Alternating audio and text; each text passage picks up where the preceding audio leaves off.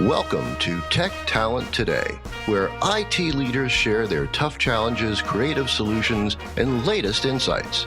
You'll discover fresh ideas and inspiration here with your host, IT staffing veteran and president of Claremont Technologies, Jody Kulik-Mayer. And now, here's Jody.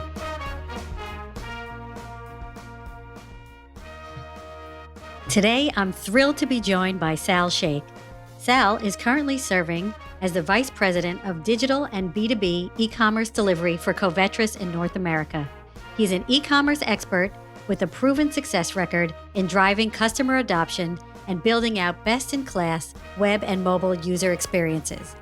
His experience and know-how in both customer needs and technology capabilities have brought success to his past roles in organizations. Prior to joining Covetrus, Sal doubled Coca-Cola's B2B e-commerce footprint while implementing customer-first features.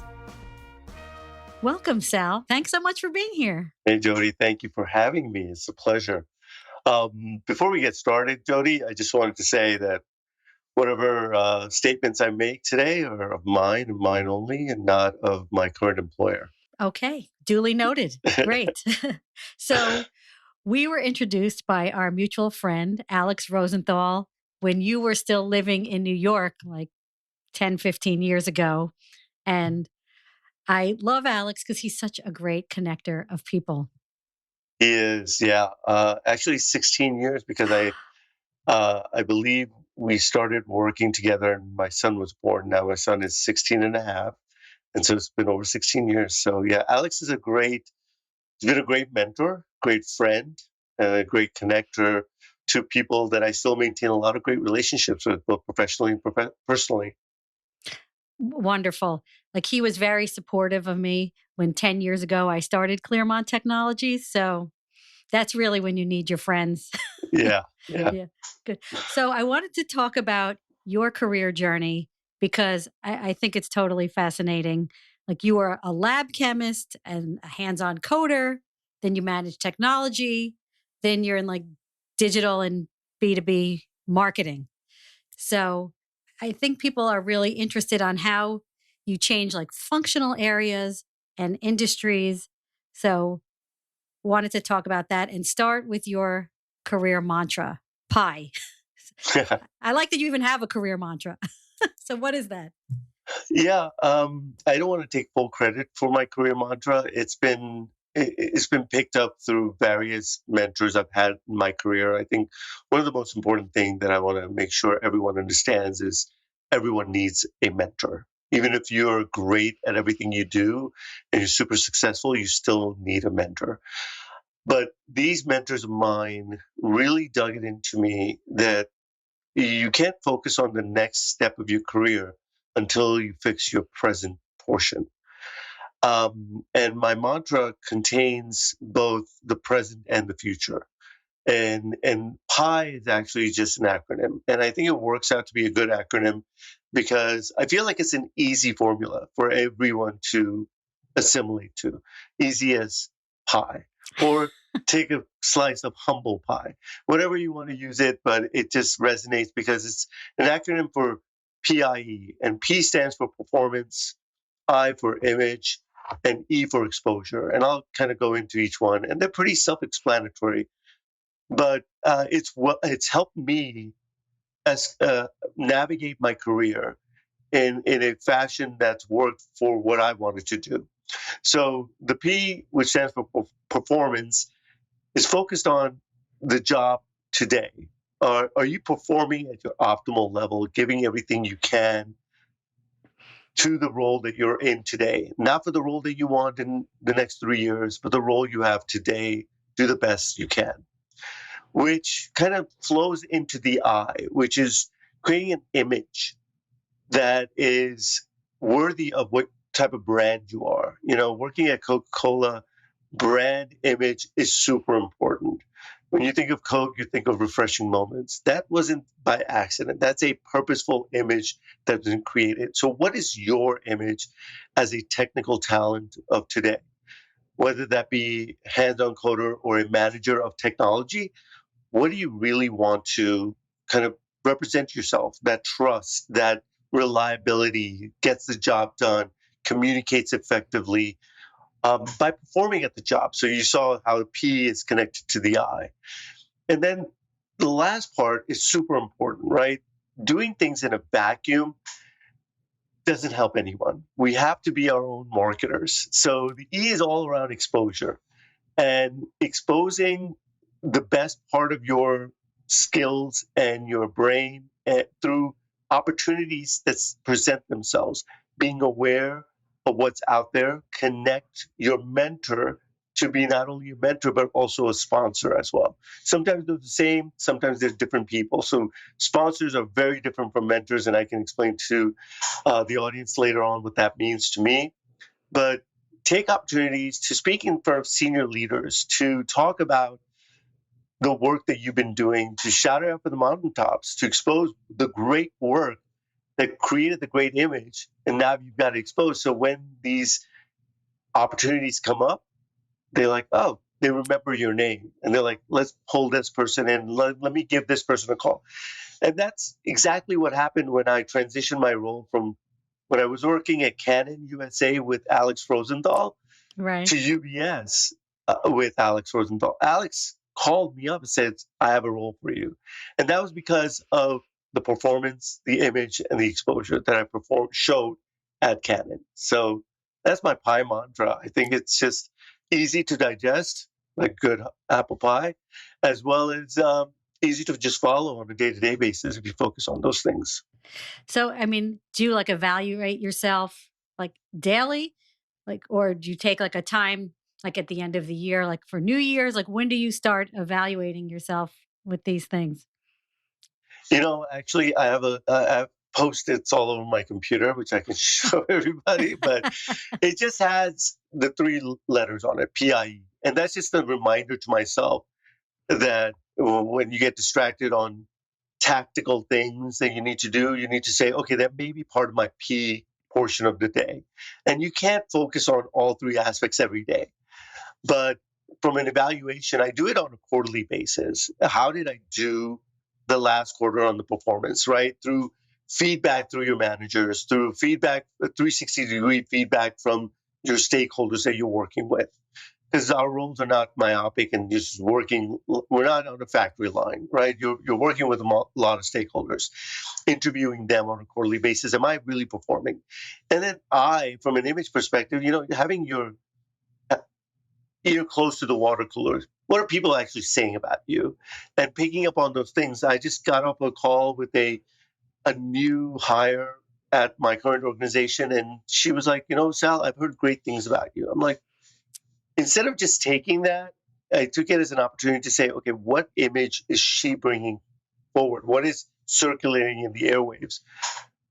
First, I asked him who said what. And then I asked for specific, like what was the actual thing? And she told me, hey, that you have a real passion for diversity and inclusion and equity. I'm like, great, that's what I want to portray. And that you really got great ideas. I'm like, great, that's the image that I want. So don't just take a compliment for face value and inspect that. And from an exposure perspective, it's like, have I met with a skip level recently? And asking that. And if I haven't, schedule a coffee or a virtual connect with their admin's position for permission, obviously, but just being proactive on that on a quarterly basis and doing some reflection. That's always hard to carve out time in your day, but you should. Now, what is a skip level? I don't think I've heard that term. Oh, so instead of just meeting with my manager on a weekly basis on a one-on-one but talking to their manager or their manager's manager. So skip level conversations are extremely important. A good leader, whatever level you are, you should be conducting either skip levels downwards or upwards. So, and that creates not just a line of sight to your career, but a line of sight to the people that report to you in their career, and being able to give them the tidbits that they need to know. Hey, I was talking to the CEO of the company and they mentioned something great. And I think there may be an opportunity for you to engage on that. Would you mind if and you take sort of that role and pull them forward? Or if you hear something from them that your manager did not talk to you about, you can then move that conversation forward and say, you know what, I'd like to be considered for this, and maybe I can do this as a stretch assignment and kind of expand your horizons and challenge yourself. Right. No, that's great advice. Um, and I think it will remind people to go forward and do that if they're not doing it now. Yeah. Now, when you found your mentors, was it by design, by accident, a combination? How did that work? Yeah, initially it was by accident. I can't say. I think luck has a piece of every journey, and I think sometimes being at the right place at the right time. But being at the right place at the right time without recognition of who you're talking to and what they can do for you or what you can do for them is extremely important. Like you need to be hyper focused. And I'll speak about our mutual friend Alex when he wasn't my direct manager. He was a stakeholder at Canon, but I saw him as a figure that I saw people respecting and understanding that they needed his input. And I got to talking to him. We had a meeting, and I just asked him some exploratory questions, and he gave me his background, and he said, "I want to go back to financial services." I'm like, I actually like to explore my career in financial services. Never cracked the code. And he took that, and I was like, "Okay, would you mind if we had like once a month, 30-minute conversation? We can grab coffee." And he was open to it. And sometimes mentors are open to it, sometimes they're not. But I would say that there is a, a level of structure you can employ to finding the good mentors, asking others who their mentors are. Maybe they're willing to take on an additional person that can help you. But inspecting in yourself, what do you want to be when you grow up, so to speak, and finding someone in that sphere, whether that's an internally focused person or through LinkedIn, found in a community group that you then just start connecting with. I would say I would consider I have like 3 or 4 mentors now. And do I meet with them on a monthly basis? No. Do I meet with at least one on a monthly basis or talk with them? Yes. So giving everyone a little bit of space, opportunity to see how you've taken their feedback, and creating that sort of um, trust within them to say, hey, you're helping me. This is how I've implemented it, and keeping moving forward. Look at the career you want to be in, what type of person, what type of role you want, what type of leadership style they have, and then you can take that to the next level. And asking someone to be your mentor is not that hard, and everyone's willing to. I'm uh, uh, humbly a mentor for about 6 individuals right now actively.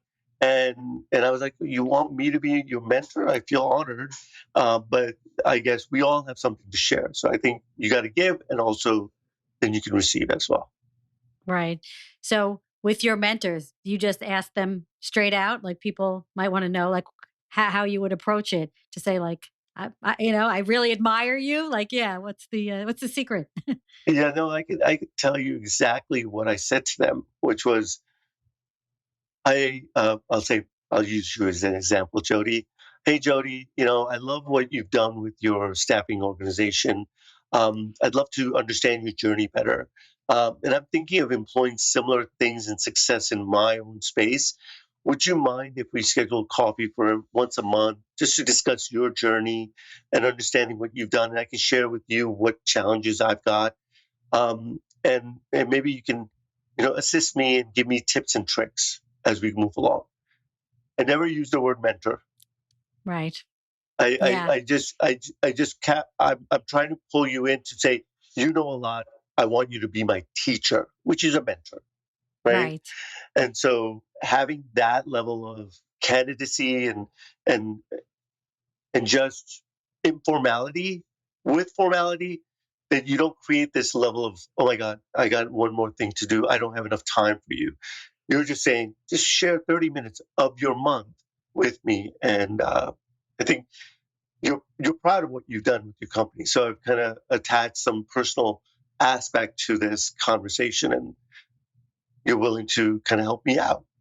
Right. No, I think that's a very attractive way of getting someone on board with you versus saying, will you be my mentor? It's a lot of work. Jody, would you be my mentor? I need a mentor. Please mentor me. Yeah. 1 hour a day, 365 days a year. No. Yeah. I mean, now, have you approached someone you didn't know cold on LinkedIn to be a mentor to you? I haven't. And I feel like LinkedIn, connections are should be formed of some sort of relationship. Like I'm not creating a cold connection on LinkedIn. Like someone needs to introduce me, or I need to have a purpose for connecting with you. So on LinkedIn, if I'm cold connecting with somebody who I admire, I will always add a note. Like, this is why I'm trying to connect with you.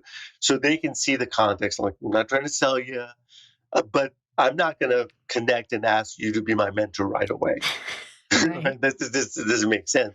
I need to create a relationship. And I think what I found is usually if you and that mentor are in a similar interest group, whether that be professional, charitable, community, or even as a hobby, that is your way in. I know of a few folks in my ecosystem that have created these great mentor relationships because they were both involved in the same charitable organization. So, and in that charitable organization, they were like, "Oh, yeah, I volunteer at the soup kitchen. I saw you there." It's a way in to say we share similar values. Would you help me out moving forward? Right. No, that's fantastic. So, at the beginning of your career, so you were like in chemistry and a lab tech. So, take us through the evolution of your career. Yeah, it's been a long time, as you can see, for the lack of follicles on my head. But when I was in college, I think the familial expectation was that I was going to go pre-med and become a doctor. Thankfully, that didn't turn out for a lot of healthy patients now that I'm not a doctor. But I did get a chemistry degree. And I've always had a passion for computers, fiddling with them since I was a child, but never formally pursued the craft and the science of coding or architecting complex systems. So I got my chemistry degree and became a lab chemist testing water samples, drinking water samples in Long Island, New York for Suffolk County many, many years ago. And in that, I was focused on the P. So I was focused on my performance. I was doing my best job as a chemist. And with that, all lab instrumentation at that point in the late 90s, I'll date myself a little, were connected to a desktop. And, I could troubleshoot the desktop, I could make it work, I could fix it, whatever. And that was the image I created. And then the opportunity came where there came a mandate rule from the EPA saying you must report all your laboratory results. Okay. Now, there's a lot of people on Long Island and there's a lot of water that's being consumed, a lot of testing that happens. All those results need to be consumed together. Everything was written in a handbook. Oh my How do you gosh. compile that? That takes months, if not several months of manual labor. So the decision was made to digitize the laboratory information management system. And to make that happen, they needed to hire a consultant, but they needed a subject matter expert that not only understood the chemistry and what we did in the labs, but also understood the computers. So I raised my hand, E for exposure. So I heard this was happening. I said, I want to play. I want to be part of this. They said, okay, Sal, you'll be part of it. So as I did my performance, had the image of a great computers guy, like I knew my computers, and I'm using that word very like elementary, work with this consultant to implement a laboratory information management system. At the end of that implementation, the consultant asked the lab director, who's going to run this? And they looked around like, oh, we haven't thought about that. And the guy went, it's got to be Sal because he knows Wow. everything and he's got the knack for it. You just send him to this class, he'll be good to go. So they said, okay, let's send him to those classes. And that's how I employed. That's the pie method. Now I think about it from my past that I just took advantage of it naturally. And just recently, like in the past 6 years, coined to say that this is what you can do to transition your career. So I was managing limbs, as the acronym calls for it. We have to create a word around it, right? Of So course. managing all of that data, doing all the reporting in an Oracle backend that I never knew, but kind of picked up. Self-taught myself a lot of the languages, VB, JavaScript, C++. And then I was like, you know what? Now I got to do this. I want to learn beyond laboratory. So I went and got a 2-year technical certification at a technical college for teaching, coding and web programming. And then once I finished it, because I had a knack for it that was now formalized, they invited me back to teach the class. Wow. So, and that got recognized by my future employers as I was applying. They're like, yeah, oh yeah, you know your stuff. So I transitioned into managing systems and technology projects for LG and Canon. And then I joined Coca-Cola um, after working with Alex and during the recession of '08. Figured, let me transition to another industry and got a job with Coca-Cola. And I entered in their global IT organization, running their collaboration technology, SharePoint, and mobile platforms. Um, all the while keeping your ear on the ground about what's happening in the tech world, obviously subscribing to podcasts and journals and newsletters, etc. Being curious helped me learn all those things and get these roles moving forward. As I was performing in my IT role, my image of performing and understanding the business, my business stakeholders said, hey, we have an opportunity, exposure to run the business side of this world. Did you help the IT side? I said, count me in. You got to go where the money's being made, right? So, Right. because it was a good balance between technology as well as the business and how to move it forward. And learning the Coca-Cola business was really, I was passionate about it and transitioned into that. And I think I can offer you many examples of the performing, having that image being broadcasted, taking opportunities of the opportunities that are presented or exposed, and just pouncing on it when the timing is right. And now I sit in a senior leadership position at a animal health organization where I'm running their digital and B2B e-commerce operations. Mhm. So Now, so you moved from, I guess, IT then to like maybe the marketing piece at Coca-Cola, or it no, was it's more of just. a commercial Mhm, operations and mhm, commercial leadership with a healthy, um, it's very difficult to find a role these days where you are secluded from all other aspects, right? If you're of a curious mindset, of a growth mindset, you want to learn things that you're working on. Why am I doing this? So, as I was working on the technology side of it, I was really interested as to what was happening on the commercial leadership side of it. So, commercial execution. And that's what kind of helped me transition. So, and then when we're working commercial, I'm picking up things that are happening in core marketing, in not just business to business marketing, but consumer marketing and brand marketing. And you pick up all of that. And then you start incorporating and forming your opinions and then trying them out in a microcosm where you can have influence over it. At Coke, I was running this platform that sold point of sale material to our customers. We never marketed to those customers about the point of sale materials. I'm like, I don't need anyone's permission. Let me try this out. And trial and error, like trying a risk based approach where I know the risk is really small. I could fail and learn something. So we tried and I learned a lot of the marketing techniques. I've never been to school for marketing. What I've learned has been through mentors in the marketing space that have said, hey, I'd like to learn more about what you do and how you do it.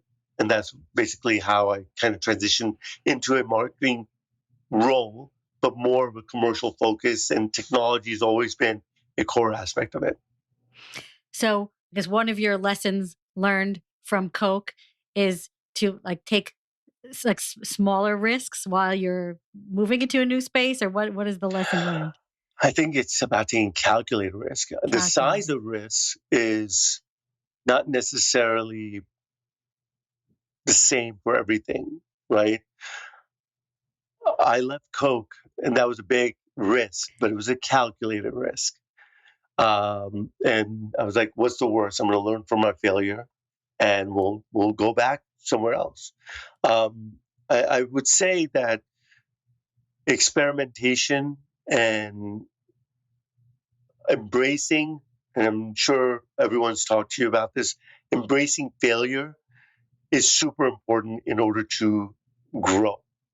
Your growth should be based on trying things, and if you succeed, yeah, you learn something. But if you failed, you learn two things: not only how to succeed, but also what not to do next time. So, Right. I look at it that way, and not looking at it in a negative light.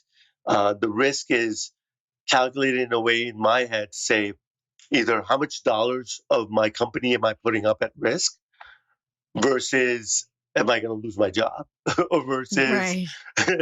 who am I going to piss off? If I piss off one customer versus, sorry, but irritate one customer versus 10 customers, that's the opportunity I'm going to do. But risk taking is kind of core to me because I'm an experimenter and early adopter for everything. Right. And is this something you would talk about with your mentor just to test it out to see like if I lost my mind or Oh yeah. That's the safest place, right? If you, hey, yeah. I have this a harebrained idea that I'm thinking of employing.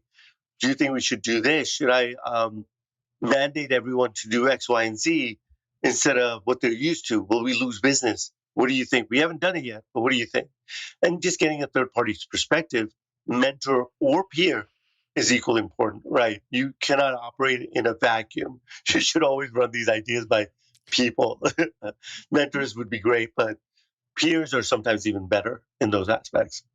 Right. Right. Now you think peers are better because they have like the same view that you have, or like why are peers better? I guess my sentiment on that is because they know the industry as well, right? So they're working with side by side, and they don't necessarily have any accountability towards you, right? And they'll be frank. Mentors will be frank as well, but mentors could be part of different industry that outside of your company circle. You don't want to violate any NDAs, etc.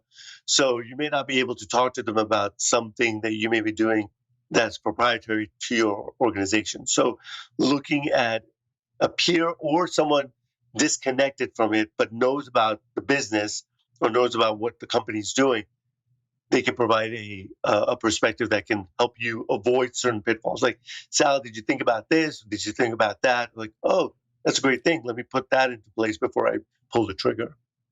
Right. No, that's great.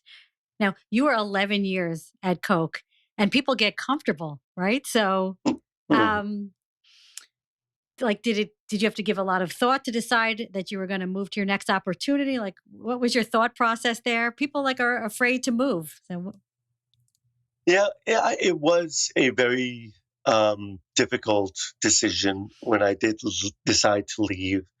Um, I have to give credit where credit is due, and it's to due to all the mentors that I had in my life. And I talked to all of them, and I said, "Hey, I'm thinking of doing this. What do you think?" And I got the gamut of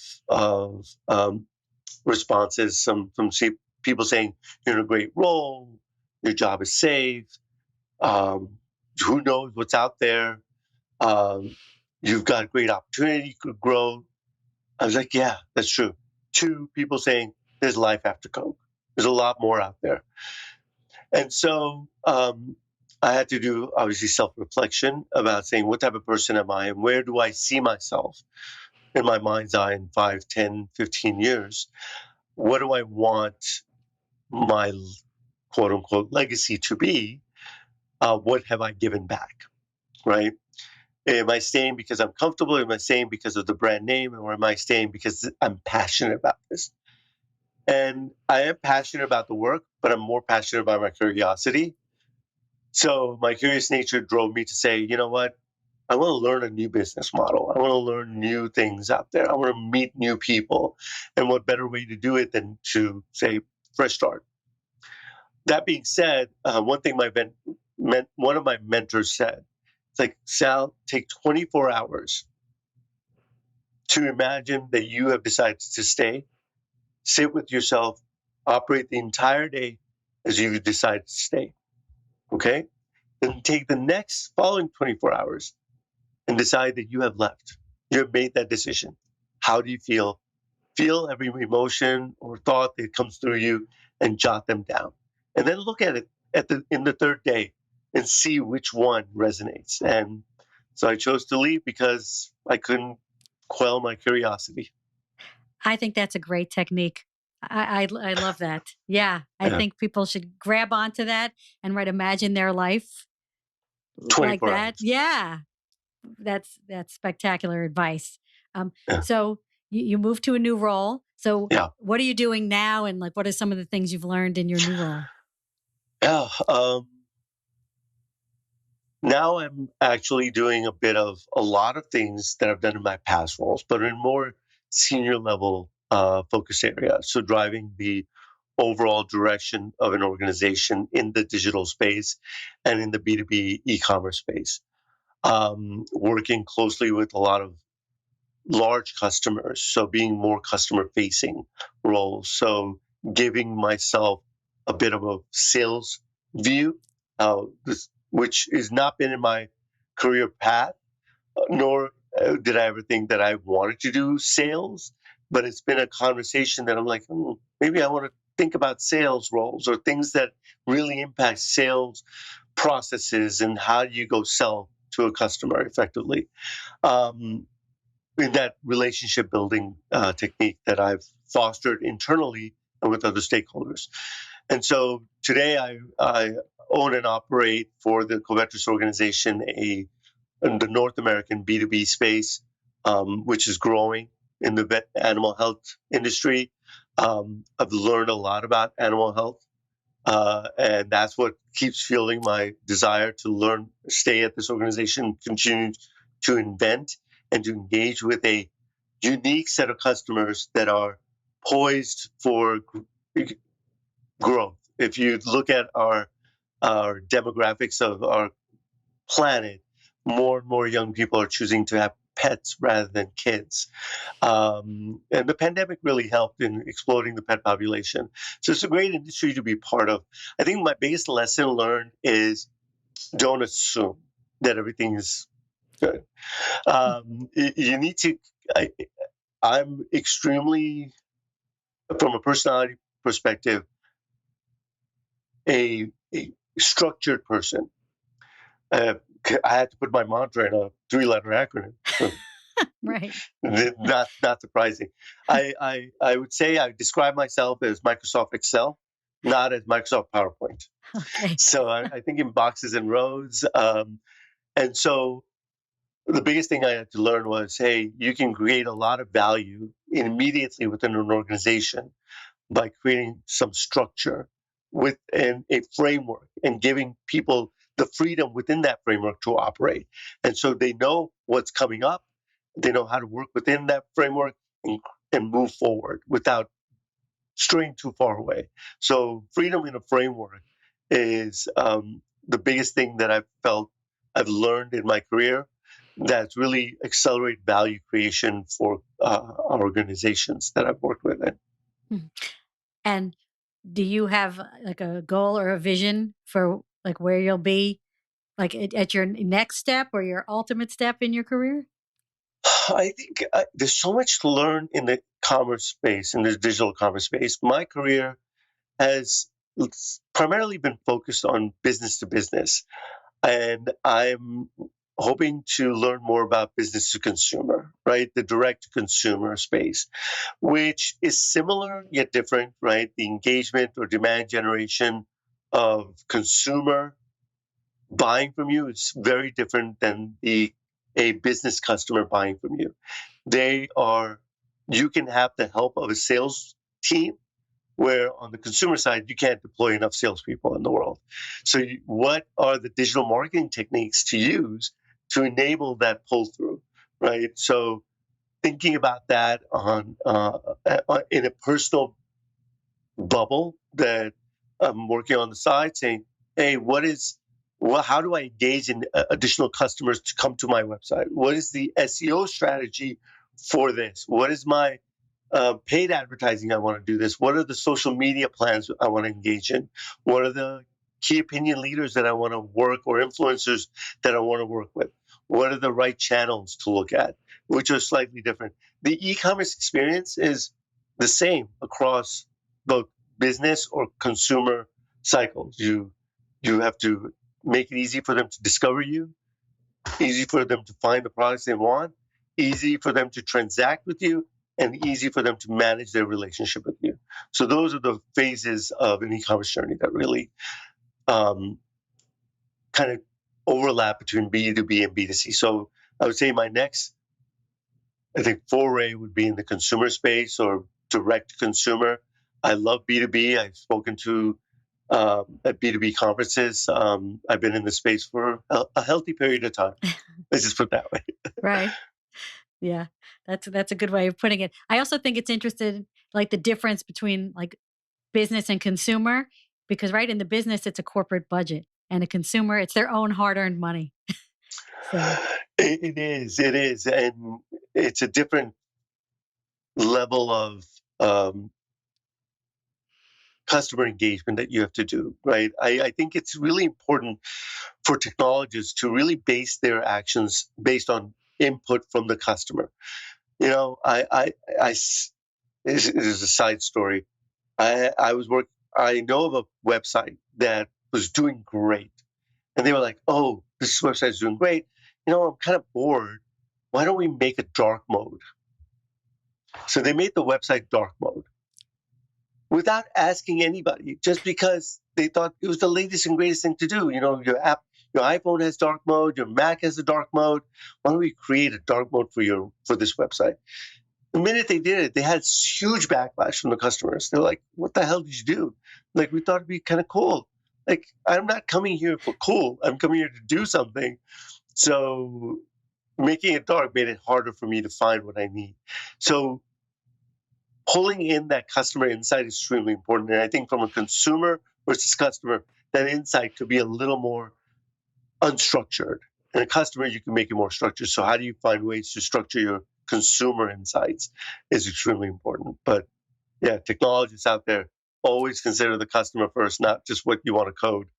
right. And they should probably use your technique of checking in with your peers. Say, this is what I think I'm doing. Right, That right. would be helpful as well. If you surround yourself with a lot of yes people, maybe you need to think about who you're asking. Yeah, that's a good point. So I guess maybe this is beating a dead horse, but if you don't think so, like what advice do you have for people wanting to transition to like a different area? Like people get boxed in to what they're doing. Yeah. No, I do think people get boxed in, and it's not the first time I've heard this question. I would say that individually, everyone needs to look at what they really want to be doing, right? Not about what their title they want, but what they want to be doing, what value they want to be creating, and really figuring out what are you passionate about in that value creation model. So I was really passionate about when I made that transition. I was like, how does this can of Coke get on the shelf? Like, I want to know, how do we come up with at Coca-Cola the campaign for Share a Coke? I don't know if you remember it a few years back, and you could get your names on the bottles, right? Oh, no, I didn't know that. So, if you went to the store, if you drank Coke, you could rummage through a bin and see, hey, oh, I see Jody, and you would buy that can. And you would see your son or your husband's name and buy that can for them. Or you would have nice things on. Like, who came up with this idea and why did they come up with this idea? So I got curious, right? So I would say curiosity, number one, right? Two, find the mentors that are in that space. Completely befriend them, find similarities, find what you can give to them, what you can teach them. If you want to transition to a space that you're not in, most of the time you'll find it that they're interested in also what you do, so you can share back with them. So it's a mentor-mentee relationship that creates sort of, hey, let me share the secrets of what we do, the secret sauce of how we make this happen. And any technologist right now, and being on Tech Talent Today, technologists today are doing something for somebody, right? There's a business that they're creating. I think asking those stakeholders for side conversations beyond, hey, I'm going to code this little widget to do X, Y, and Z, get into the whys with them, have that conversation, be like, what do you think I need to work on in order to crack that portion of the business line? So, and then sometimes your career path is not a ladder, right? Everyone needs to remember it's not straight up, especially if you want to change roles. So at Coke specifically, I was in IT and I was ready to be promoted to a much senior level. And the opportunity came out to join the business, but it was at a lower level. So I had a choice whether I can go down or I can just go up. So I was like, what do I want to do long term, right? And I chose to go down slightly. Every career move is not going to be up. So when you're young and you can't afford to, do as many transition across different functions in junior roles where you need less experience in order to crack the code as to what you really want to be doing, and then work your way up in that role. I can never go into finance now because I don't want to come in as a financial analyst, a junior financial analyst. Right. But that's not where my passion is, right? And that's what you got to ask yourself. Where's your passion? And then define, okay, I'm willing to go down in order just to learn and have that learn mentality and curiosity to guide your way. Yeah, I love that. So it's like curiosity, right? Mentors and asking why. That seems like in a nutshell. Yeah, that's a good point. Your philosophy. So this was awesome, Sal. Do you have a parting thought? I do, actually. My parting thought is that, this adage is, if you love what you do, you don't work a day. But that's not entirely true, right? We all love what we do. We're in our careers for a reason. My parting thought is, and because this has been, our conversation has been around my career and the transition of my career, it's like, stay curious, right? And take risk. Challenge yourself in every way you can, because you will learn a lot from those challenges more than from what you're comfortable in. I think that's what I would take away from my career and my advice today is stay curious, challenge yourself, and take risk, and you should be on the path to growth. Excellent. Great. We're going to leave it there. Thank you so much, Sal. This was fantastic. You're welcome. Thanks for listening to Tech Talent Today, brought to you by Clearmont Technologies IT Staffing and Search. You can find out more at clearmonttech.com. If you enjoyed the show, please subscribe and share. See you next time.